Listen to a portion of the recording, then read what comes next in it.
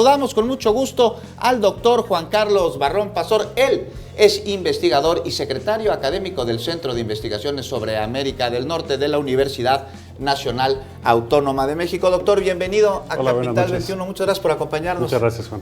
Doctor, ¿bajo qué términos se lleva a cabo este acuerdo anunciado el día de hoy? ¿A qué se comprometió durante las últimas horas el gobierno mexicano? Bueno, básicamente es un acuerdo que se ha venido construyendo a lo largo de varios meses. Había mucha presión para llegar en agosto a un acuerdo. Los acuerdos principales, pues bueno, creo que lo mero principal es la cuestión de que es bilateral. Es un acuerdo entre México y Estados Unidos y que, pues bueno, han logrado resolver algunas cuestiones como la cuestión de la industria automotriz, de la cláusula sunset, que es para la posibilidad de término del acuerdo, que eran cosas que le importaban mucho a Donald Trump. También hay un nuevo acuerdo para cuestiones salariales, para que tenga esta sección del Tratado de Libre Comercio tenga mejores salarios, que era algo que también preocupaba mucho a Estados Unidos. En fin, es un acuerdo que resuelve en principio varios de los temas que le preocupaban a los dos países. El problema, por supuesto, pues es que todavía falta Canadá. Así es, precisamente a eso quería referirme yo en la siguiente pregunta, doctor. Estuvimos escuchando en estos casi 20 minutos de conversación al presidente Peña Nieto insistir en varias ocasiones, sí, pero que regrese Canadá, felicidades Trump, pero que regrese Canadá. Y Donald Trump pareciera como un poco reacio a este tema. ¿Qué podríamos escuchar al respecto en los próximos días? Bueno, lo primero que yo pensaría es que estamos viendo la clásica estrategia de Donald Trump de declarar victoria sobre algo que todavía no pasa. Y entonces todavía faltan muchas cosas. El Congreso de Estados Unidos le dio permiso a Donald Trump para negociar el Tratado de Libre Comercio, es decir, trilateral, no para hacer un acuerdo bilateral con México. Así es. Entonces, el hecho de que esté festejando en este momento un supuesto triunfo por este acuerdo, en realidad pues es algo muy del estilo de Trump, porque todavía falta.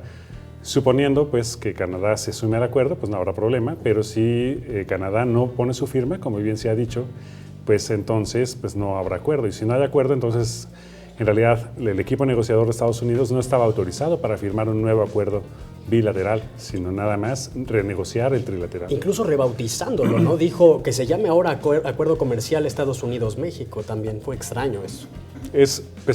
Digamos que no hay legalidad en ese asunto, porque, pues bueno, suponiendo que Canadá no firmara, que sería pues un poco difícil, pero podría pasar, pues entonces el equipo negociador de Estados Unidos no tenía la autorización legal del Congreso para hacer esta negociación.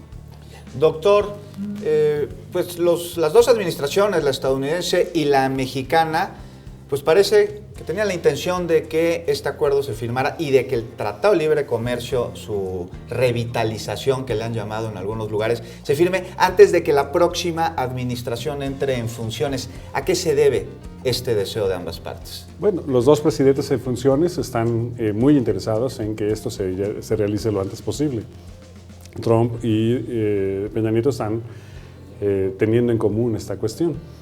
Había partes del acuerdo de libre comercio que eran fáciles de alcanzar, como cuestiones del Internet, el comercio electrónico, en fin, había muchas cosas que se podía avanzar.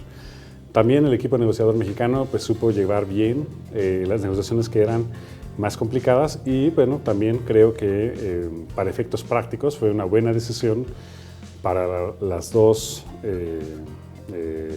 equipos negociadores actuales. Fue una buena decisión enfocarse primero a resolver las controversias entre Estados Unidos y México y después, que se supone tendría que ser más fácil el acuerdo con Estados Unidos y Canadá, pero también habrá que decir que bueno, Canadá tiene sus propios asuntos, los lácteos, las maderas, son asuntos que no se van a resolver fácilmente. Sin duda. Así es, doctor. Y bueno, justamente Trump mencionaba aproximadamente un periodo de 90 días para llegar a la firma de este acuerdo, esperemos, trilateral, pero también dijo que en próximas fechas, sin indicar una fecha puntual, daría por terminado el acuerdo actual, aun cuando todavía no se firmara el nuevo. ¿Qué podríamos escuchar de esto? Sí, pues eso es una cosa muy rara. Bueno, los 90 días es porque así está, el Congreso de Estados Unidos tiene 90 días para discutir lo que se ha firmado, pero por supuesto estamos hablando del NAFTA trilateral.